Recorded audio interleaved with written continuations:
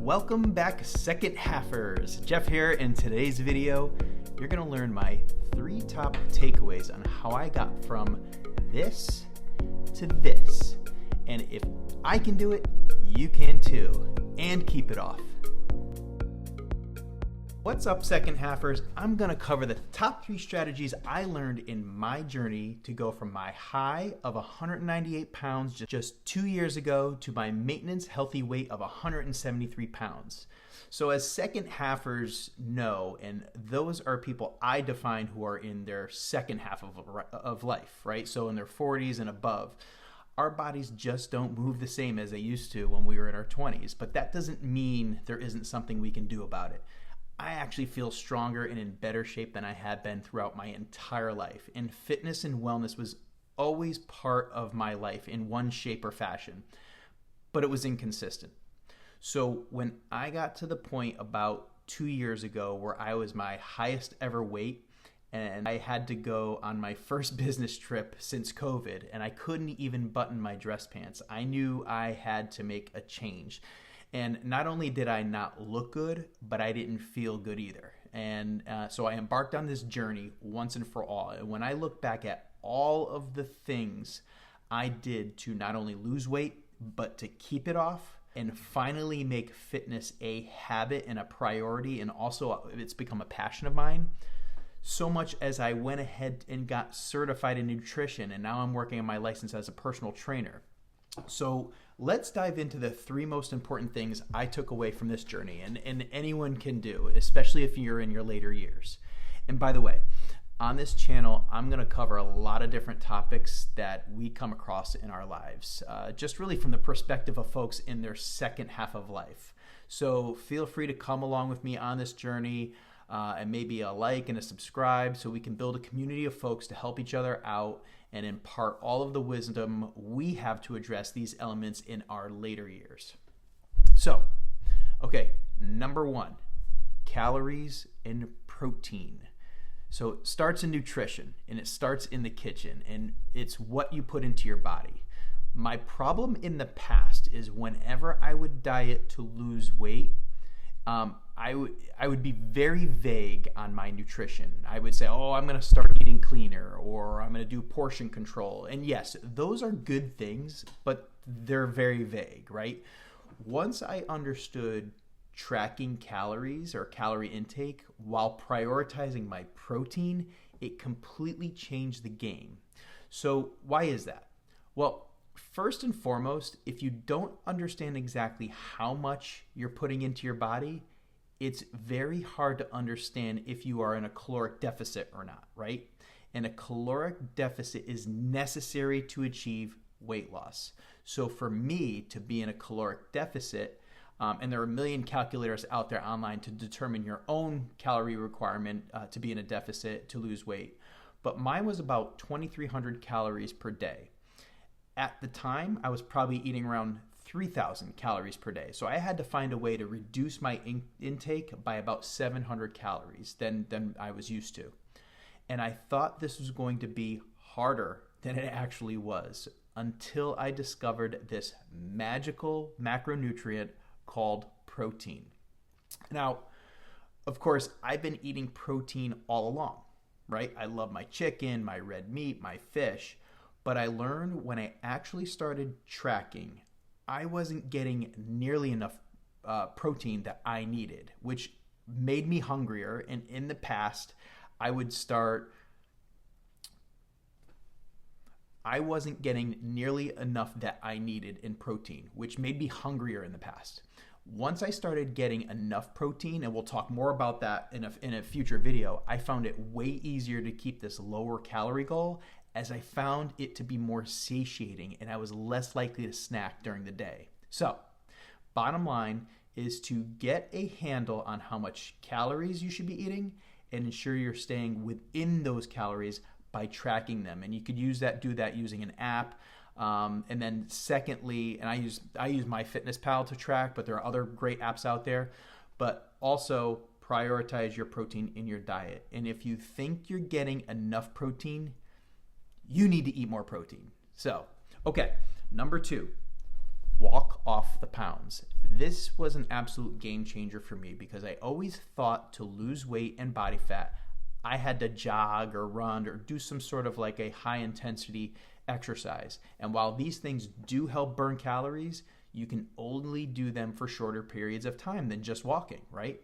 So for me in the past, I would run, I don't know, maybe 2 or 3 miles a few times a week at best.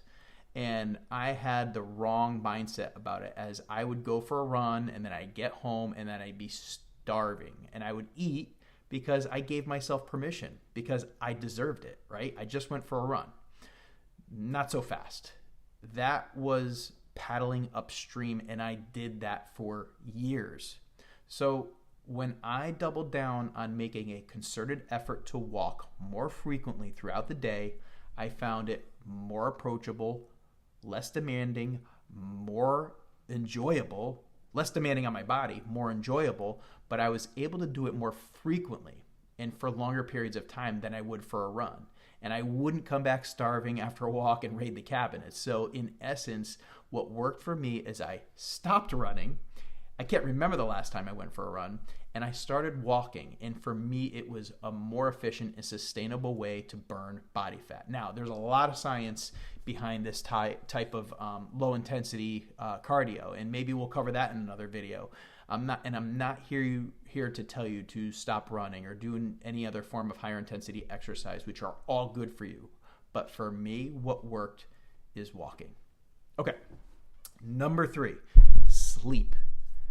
All right, what does sleep have to do with all of this? Well, more than you think, and I've been actively trying different strategies to get better sleep. And personally, for me, I've never had trouble initially falling asleep. The problem lied in the middle of the night, like 1 a.m. or 2 a.m., where I would wake up to go to the bathroom and then go back to bed, but not be able to fall back to sleep. I was tossing and turning, etc. My mind was racing 100 miles a minute. So I made a few simple changes to help me get better sleep and minimize that middle of the night wake up, those middle of the night wake ups. So for me, it started before bedtime, and I would employ, or I did employ, the 3-2-1 method to get my body ready for and more optimized for better sleep. So here's what that is. The 3-2-1 is really just a countdown of hours of the things you do, or should I say you could stop doing prior to going to bed. So number 3 is 3 hours before bedtime, take your last bite of food. Going to bed on a full stomach without digesting food caused me to have indigestion and at times a little bit of acid reflux. We're getting older, right? And that really depended on what I was eating, of course. But another benefit to giving yourself time before going to bed is because it gives your time for your body to reduce any insulin spikes that occur after eating. And if your insulin levels are low throughout the night, it allows for better oxidation of your fat cells to metabolize fat overnight while you're asleep. Okay, so that's number 3. Number 2, 2 hours before bed, your last drink of water or any fluids for that matter. And I did this to minimize the amount of times I would have to wake up in the middle of the night to pee. So if you find yourself in the bathroom 2 or 3 times in the middle of the night, try taking your last sip of fluids 2 hours before bed to minimize any of these occurrences. Try taking your last sip at least 2 hours before bedtime to minimize these occurrences. This was huge for me. And finally, 1 hour before bedtime, and this is hard, no screens. Your phone, your TV, your iPad. Folks, blue light is bad for your circadian rhythm. And although you might have the ability to activate your blue light filters on these devices, there's debate, by the way, to how effective that actually is, but looking at screens before bed is not ideal. Another reason is content, right? Maybe you're scrolling through your social media feed or the news, which we all know is really, really positive, right? You'll come across something that triggers you or sets you off, and that is not a good way to have any negative thoughts or emotions in your head before calling it a night. So for me, my phone goes on the floor next to my bed, and I pull out an actual physical book on my nightstand. And in about 8 to 10 pages, it's good night. So remember, that's the 3-2-1 method. Try it, see how it works for you. Feel free to leave a comment below and on what methods might have worked for you. I'm always open to new methods to get better sleep. I'm open. Love to hear anything that you have for me. All right, there you have it. My 3 biggest takeaways that made the largest difference for me to shed the pounds and get in the best shape of my life and then stay there. So, folks, I really do appreciate your time. And if you watch to the end, I'm new at this YouTube game, but if this topic or any topics, whether it's healthy hacks, gadgets, recipes, career advice, what have you, that helps us all live our best life in our second half, feel free to subscribe. And with that, I'm signing off, and I will see you second halfers in the next episode.